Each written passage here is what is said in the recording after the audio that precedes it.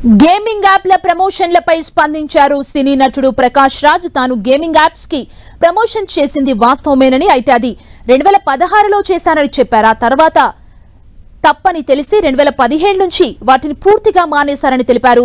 2021లో gaming app company తనను సంప్రదిస్తే చెయ్యనని తేల్చి చెప్పారు. అయితే తాను గతంలో చేసిన ప్రమోషన్స్ ని సోషల్ మీడియాలో సర్క్యులేట్ చేస్తున్నారని చెప్పారు. తనకు పోలీసుల నుంచి ఎలాంటి నోటీసులు, ఫోన్లు రాలేదన్నారు.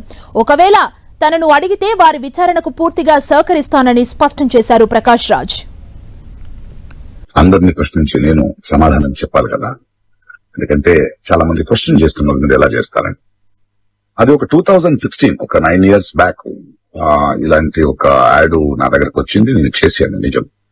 ఆ తర్వాత కొన్ని నెలల్లోనే అది తప్పని నాకు అర్థమైంది. వాళ్ళు మళ్ళీ 2017లో దాన్ని ఎక్స్టెండ్ చేస్తానంటే, లేదండి ఇది తప్పు, తెలియక చేసేసాను, బట్ చేసేసాను కాబట్టి అగ్రిమెంట్ మీరు దాన్ని రిలే చేసి తీరాలి, బట్ 2017 నుంచి మీరు వాడకూడదు, నేను రాను అని చెప్పేసి. దాని తర్వాత అలాంటి ఏ గేమింగ్ యాప్స్ నేను చేయలేదు.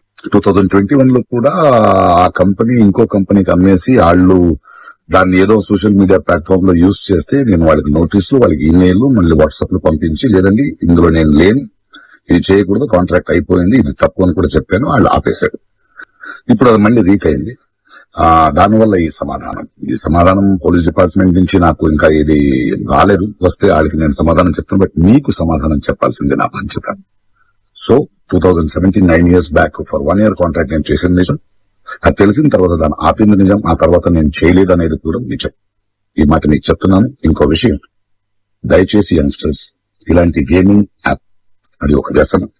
ప్లీజ్ మీ జీవితాన్ని కోల్పోండి.